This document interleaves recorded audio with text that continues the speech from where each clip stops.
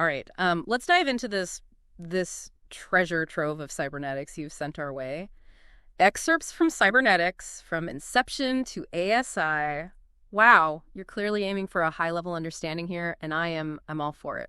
And a fascinating journey it is. Yeah. You know, it's interesting. Even though the term itself, it didn't really emerge until like the mid-20th century. The ideas woven into cybernetics, they have roots stretching back centuries. Yeah, you've got that right. And I have to admit, like, before I dug into this, I pictured, well, mostly robots. Right. But this book, it throws open the doors to something much, much bigger, right? It's about systems thinking, but not just any systems, right? Systems connected by communication, control, and these fascinating things called feedback loops. Precisely. And the beauty of it, the beauty is that these principles, they transcend disciplines. Take something as seemingly simple as your home thermostat.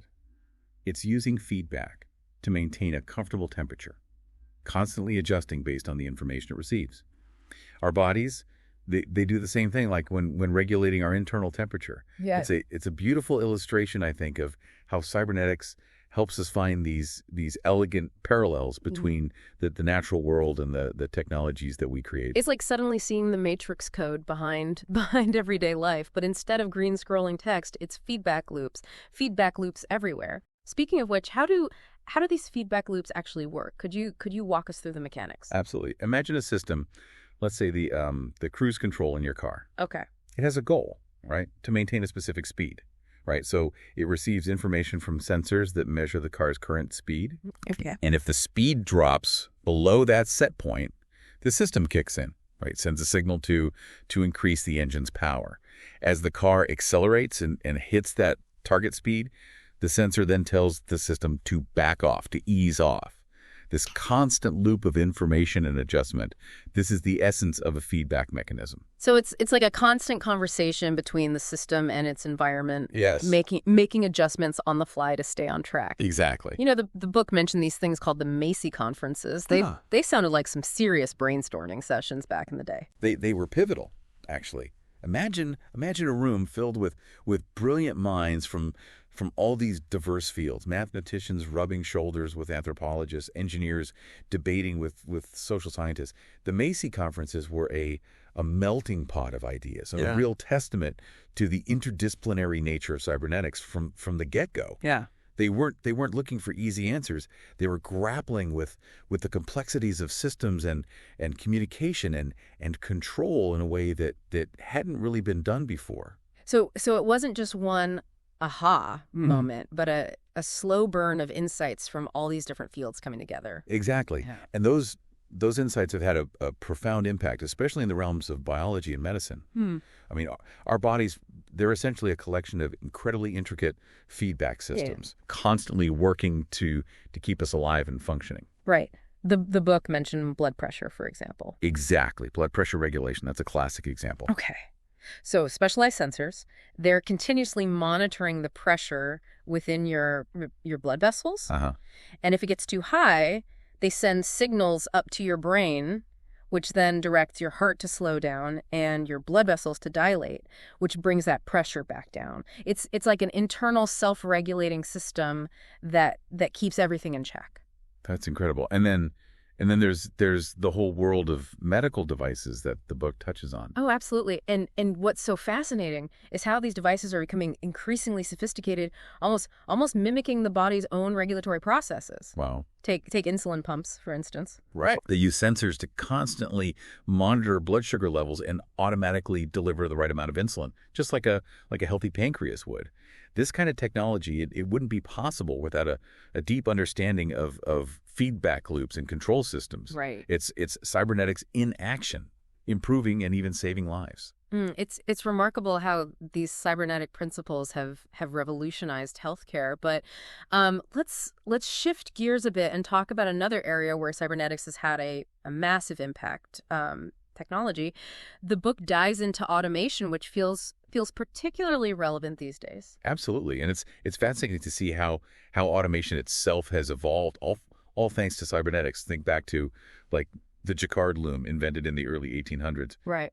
It used like punch cards to control the weaving of these complex patterns. Yeah.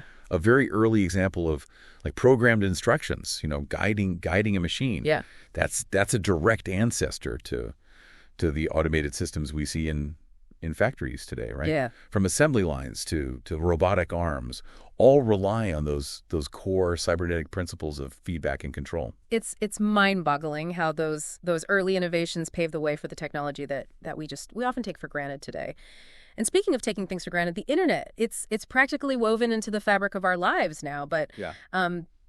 The book points out its deep connection to cybernetics as well. Right. It's easy to forget that the internet, it isn't some magical cloud. Right. Yeah. It's a complex network of physical machines constantly communicating, making decisions based on feedback. When you send an email, for example, it doesn't just zap instantly to its destination. Right. It's broken down into these packets of data, each one finding its way through the network, constantly rerouting based on traffic and network conditions. Right. This ability to adapt and optimize in real time, this is pure cybernetics in action. Like a global dance of data. Yeah. All choreographed by these invisible cybernetic rules. That's a great way to put it. But let's talk about the future for a moment, because that's where things get really interesting. The book spends quite a bit of time on artificial intelligence, especially this idea of narrow AI. Yes.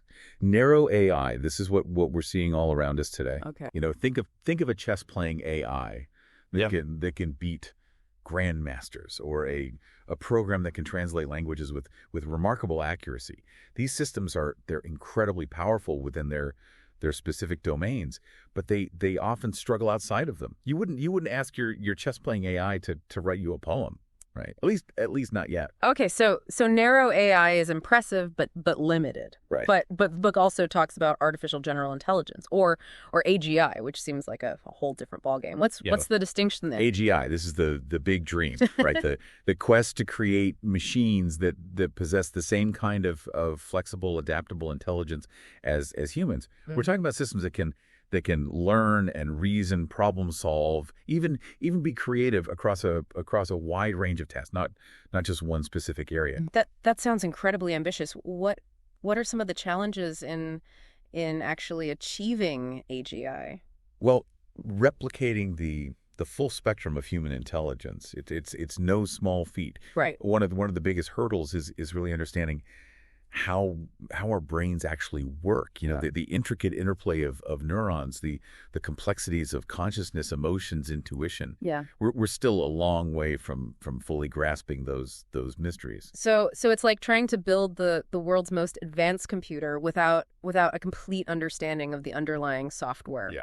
Daunting, to say the least. Exactly. But despite the challenges, I think the pursuit of AGI, it raises some fascinating questions about what the very nature of intelligence. Right. If we can create, machines that exhibit human-like intelligence, what does that say about our own minds? Are we more like the machines we're trying to build than we realize? Now that's a mind-bending thought. But the book goes even further, right? It does. It ventures into the realm of artificial superintelligence, or ASI. Now that's where things get really interesting. ASI is a whole other ball game.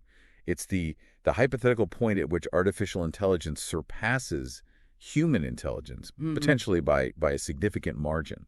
Now whether or not ASI is achievable or even desirable, that's a topic of much debate. Some experts believe it's an inevitability, while others urge caution, emphasizing the potential risks. Mm-hmm. Right, because if we're talking about machines that are potentially far more intelligent than us, the stakes are incredibly high. Exactly. And this is where I think the conversation shifts from purely technical considerations to ethical and philosophical ones.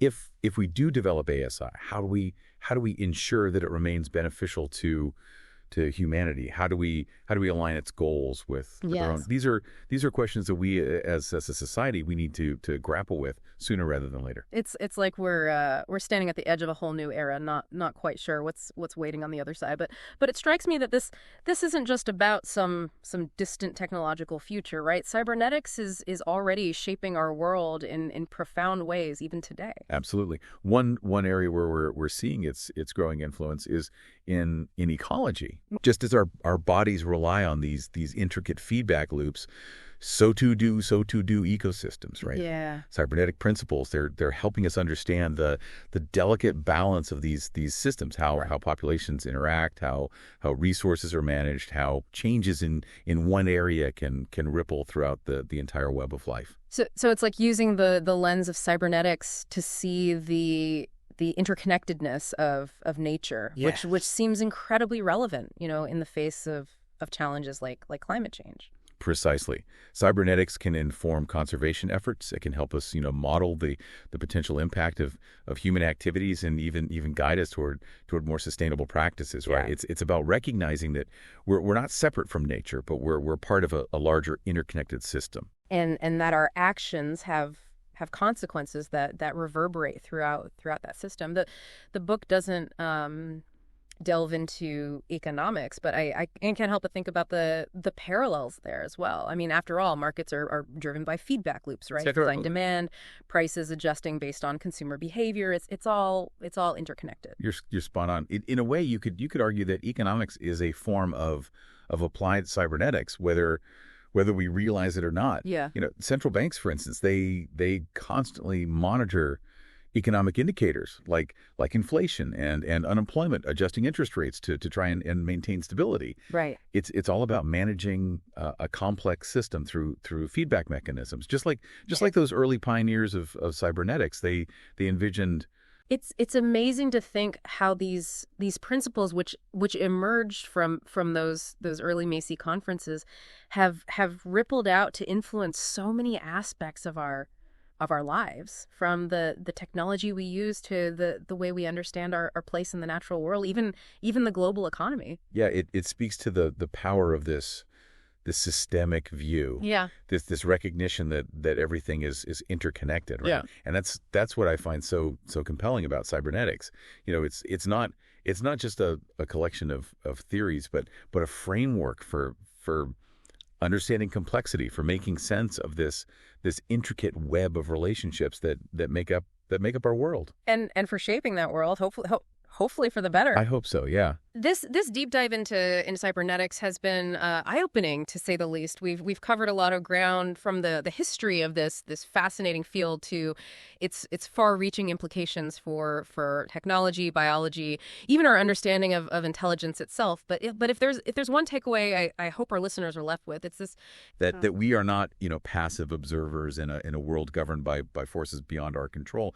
We have the power and the responsibility to shape the systems that we create, that we participate in, whether it's designing intelligent machines or managing our planet's resources or building up a more equitable society. Mm-hmm. The principles of cybernetics, they can guide us toward a future where feedback, it fosters balance, where communication enables cooperation, and where control is exercised with wisdom and foresight. Well said. And for our listeners, as you continue to explore these ideas, remember to keep asking questions, keep making connections, and keep those feedback loops humming. The future of cybernetics, in many ways, is up to all of us.